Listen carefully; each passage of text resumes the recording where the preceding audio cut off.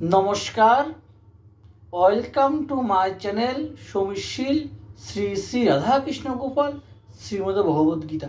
আজকে আমি শ্রীমদ ভগবদ্গীতার অভ্যাস যুগের ষষ্ঠ অধ্যায়ের 23তম ও 24তম অনুবাদ পাঠ করব।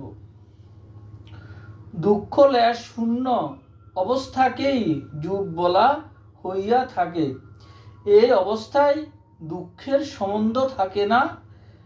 যোগী মন স্থির করিয়া সেই যুগ অভ্যাস করিবেন, তখন তাহার মন হইতে নৈরাশ্যের ভাব দূর করিতে হইবে।